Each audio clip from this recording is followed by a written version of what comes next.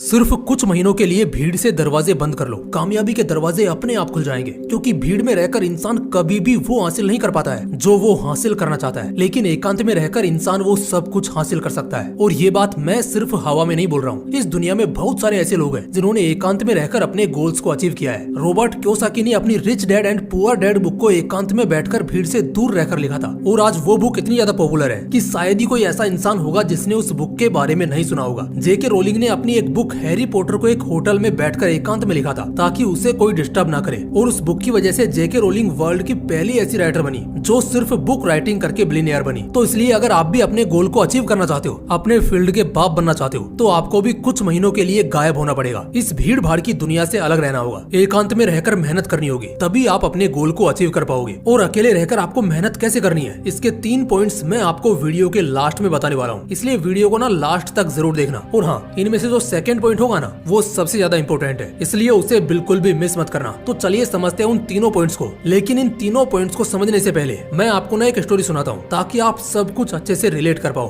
तो कहानी की शुरुआत होती है 10th क्लास से, जहाँ पर रोहन और मोहन दो बेस्ट फ्रेंड होते हैं। ये दोनों शुरुआत से ही पढ़ाई में बहुत अच्छे होते हैं। इन दोनों फ्रेंड्स में लगभग हर चीज समान होती है, सिर्फ एक चीज को छोड़कर, वो है खामोशी से मेहनत करना। मोहन की बुरी आदत होती है कि वह हर काम को सबको बताकर करता है कि वो आगे क्या करने वाला है, क्या स्टेप लेने वाला है, ये वो सबको बताता है। जबकि रोहन ऐसा नहीं करता। उसकी यही गुड हैबिट है कि वह जो भी करता है उसका ढिंढोरा नहीं पीटता, बल्कि खामोशी से एकांत में रहकर उस गोल पर काम करता है। और उसकी इसी हैबिट की वजह से वह बाकी स्टूडेंट से आगे भी निकल गया, यहाँ तक कि मोहन से भी, क्योंकि मोहन हर काम को सबको बताकर करता था। इस कारण बाकी स्टूडेंट मोहन को सपोर्ट करने की बजाय उसको वो काम करने से रोकते थे, उसको डिस्ट्रैक्ट करने की कोशिश करते थे, क्योंकि उनको पता था कि मोहन इतना ज्यादा इंटेलिजेंट है कि उसको पढ़ाई में हराना बाकी स्टूडेंट के बस की बात नहीं है। इसलिए वो उसको डिस्ट्रैक्ट करके रोकने की कोशिश करते थे, और वो मोहन को इजिली डिस्ट्रैक्ट कर भी देते थे, क्योंकि मोहन के अंदर बाहरी दुनिया से कैसे डील करते हैं इसकी ज्यादा समझ नहीं थी। और इस कारण मोहन अपने टारगेट को कभी अचीव ही नहीं कर पाता था। जबकि रोहन को ये प्रॉब्लम फेस नहीं करनी पड़ती थी, क्योंकि वो हर काम को खामोशी के साथ एकांत में बैठकर करता था। इस कारण बाकी स्टूडेंट को उसके नेक्स्ट स्टेप का पता ही नहीं चल पाता है कि आखिर वो आगे क्या करने वाला है। और यही रीजन है कि वह अपने रिजल्ट से सबको चौंका देता है, क्योंकि उसने 10th में 96% स्कोर किया था और वहीं मोहन ने 85%। रोहन अपने स्कोर से सेटिस्फाइड था, लेकिन वो अपने बेस्ट फ्रेंड मोहन के स्कोर से सेटिस्फाइड नहीं था, क्योंकि मोहन रोहन से भी ज्यादा मेहनत करता था, उससे ज्यादा पढ़ाई करता था और उसके कॉन्सेप्ट भी क्लियर थे, लेकिन उसके बावजूद भी वह अच्छा स्कोर नहीं कर पाया। तो इसलिए रोहन अपने बेस्ट फ्रेंड मोहन के पास जाता है उसकी हेल्प करने, और उसको सब कुछ अच्छे से एक्सप्लेन करता है कि भाई तू ये गलती कर रहा है और बाकी स्टूडेंट तुम्हारी इसी गलती का फायदा उठा रहे हैं। और अब मोहन को सब कुछ अच्छे से समझ आता है कि आखिर वो क्या गलती कर रहा था और वह क्यों अपने टारगेट्स को अचीव नहीं कर पा रहा था। और इस हेल्प के लिए वह अपने बेस्ट फ्रेंड रोहन को थैंक्स भी बोलता है। और अब की बार 12th क्लास में वह भी भीड़ से गायब होकर खामोशी से मेहनत करता है। और अब की बार दोनों फ्रेंड्स अपने रिजल्ट से सबको चौंका देते हैं, क्योंकि मोहन साइंस स्ट्रीम से था और उसने 98% स्कोर किया, और रोहन कॉमर्स स्ट्रीम से था तो उसने 97.48% स्कोर किया। अब की बार दोनों फ्रेंड्स अपने रिजल्ट से सेटिस्फाइड थे। देखो, जब भी आप लोगों को बताकर कोई काम करते हैं तो वो हमारी उसमें हेल्प नहीं करते हैं, बल्कि इनडायरेक्टली हमें रोकने की कोशिश करते हैं। हम स्ट्रेटेजी बनाते हैं कि इस टारगेट को अचीव कैसे करें, और वो स्ट्रेटेजी बनाते हैं कि हमें अपने टारगेट को अचीव करने से कैसे रोकें। आप जितना ज्यादा ऊपर जाओगे वो इनडायरेक्टली आपको उतना ही नीचे खींचने की कोशिश करेंगे। अब मुझे उम्मीद है कि आप अच्छे से समझ चुके होंगे कि हमें भीड़ से हटकर एकांत में खामोशी के साथ मेहनत क्यों करनी है, हमें इस दुनिया के लोगों से गायब होकर मेहनत क्यों करनी चाहिए। और अब मैं आपको बताने वाला हूँ कि आपको लोगों के बीच गायब होकर अकेले में मेहनत कैसे करनी है, क्योंकि हमें एकांत में रहकर सोना नहीं है, लोगों के बीच से गायब होकर एकांत में मूवी नहीं देखनी है, सोशल मीडिया स्क्रॉल नहीं करना है, बल्कि अपने गोल्स पर मेहनत करनी है। एंड गायब होकर आपको क्या करना है और क्या नहीं करना है, इसके 3 पॉइंट्स अभी मैं आपको बताता हूँ। Number 1, master a skill. एक स्किल को मास्टर करो। आपको इस दुनिया के लोगों से गायब होकर किसी भी एक फील्ड में हद पार मेहनत करनी है, और उस फील्ड में इतना ज्यादा परफेक्ट बन जाना है कि उस फील्ड में आपको कोई हरा ना सके। आपको उस स्किल में खुद को इतना निखार लेना है कि उसमें गलती की कोई गुंजाइश ही नहीं हो। जैसे कि मिल्खा सिंह ने अपने आप को दौड़ में इतना ज्यादा परफेक्ट बना लिया था कि उन्हें फ्लाइंग सिख के नाम से जाना जाता है। इस तरह से शाहरुख खान ने बॉलीवुड में अपने एक्टिंग और टैलेंट के दम पर एक अलग ही पहचान बना रखी है, और इसी कारण उसे बॉलीवुड का किंग कहा जाता है। तो ठीक इसी तरह से आपको भी किसी एक स्किल में इतना ज्यादा परफेक्ट बनना है कि आपकी पहचान उस स्किल से होने लग जाए, और यह तभी पॉसिबल हो पाएगा जब आप उस फील्ड में कड़ी मेहनत करोगे,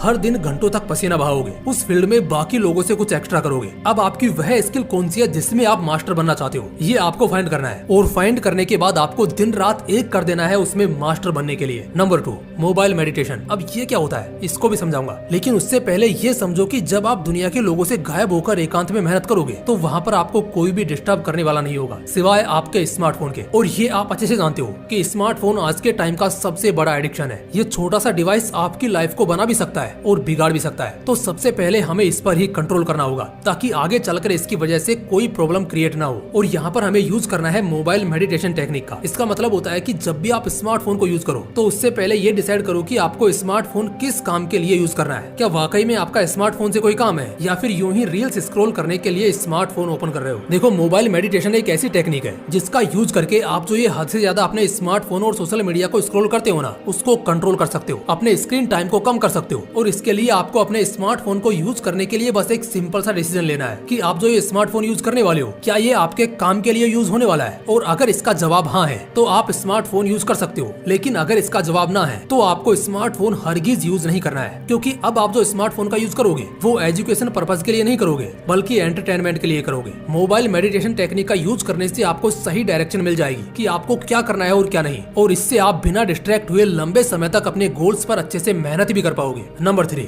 इम्प्रूव योरसेल्फ 1% एवरी डे। हर दिन खुद को 1% इम्प्रूव करो। और ये पॉइंट न्यूट्रिशन की तरह है। जिस तरह चाहे हम एक दिन में कितनी भी हैवी डाइट ले लें, कितना भी न्यूट्रिशन ले लें, लेकिन इसका मतलब ये नहीं है कि हमें अगले दिन न्यूट्रिशन की जरूरत नहीं पड़ेगी। हमें हर दिन न्यूट्रिशन की जरूरत होती है। ठीक उसी तरह से आप चाहे एक दिन में 24 घंटे लगातार मेहनत कर लो, लेकिन इसका मतलब ये बिल्कुल भी नहीं है कि आपको अगले दिन अपने गोल पर मेहनत नहीं करनी है, बल्कि सक्सेस पाने के लिए आपको हर दिन मेहनत करनी पड़ेगी। और देखो, जब हम खुद एकदम से बदलने की कोशिश करते हैं ना, तो ये पॉसिबल नहीं हो पाता है, क्योंकि हमें इतनी जल्दी कोई रिजल्ट नहीं मिलता है और हम खुद को बदलने के चक्कर में डिमोटिवेट होकर उस काम को ही छोड़ देते हैं। लेकिन जब हम हर दिन खुद को बदलने की कोशिश करते हैं ना, तो 1-1% करके हम पूरी लाइफ बदल सकते हैं और पता भी नहीं चलेगा। इसलिए हर दिन खुद को 1% बदलने की कोशिश करो, क्योंकि छोटे छोटे स्टेप्स मिलकर ही एक बड़ा बदलाव लेकर आते हैं। अगर आप ऐसा करते हो तो कुछ ही दिन बाद आप महसूस करोगे कि आप सच में बदल चुके हो, अपने आप को पहले से बेहतर बना चुके हो। तो गाइज, ये थे वो 3 पॉइंट्स जिनको आप एकांत में रहकर खामोशी के साथ फॉलो करके कुछ बड़ा फोड़ सकते हो। तो क्यों ना अब की बार इस भीड़ से गायब होकर एकांत में मेहनत करके कुछ बड़ा फोड़ा जाए, और सिर्फ नाम का ही नहीं, सच में गायब होकर दिखाओ। खुद को अपने गोल्स को पूरा करने में इतना फंसा दो कि लोग कहें कि यार ये बंदा आखिर कहाँ चला गया है। तो गाइस, भीड़ भाड़ से गायब होकर इन तीनों पॉइंट्स को फॉलो जरूर करना। तो कौन कौन और कितने महीने के लिए इस भीड़ से गायब होने वाला है, कमेंट बॉक्स में लिखकर जरूर बताना। आज के लिए बस इतना ही, बाकी फिर मिलते हैं नेक्स्ट वीडियो में। तब तक के लिए जय हिंद, जय श्री कृष्णा।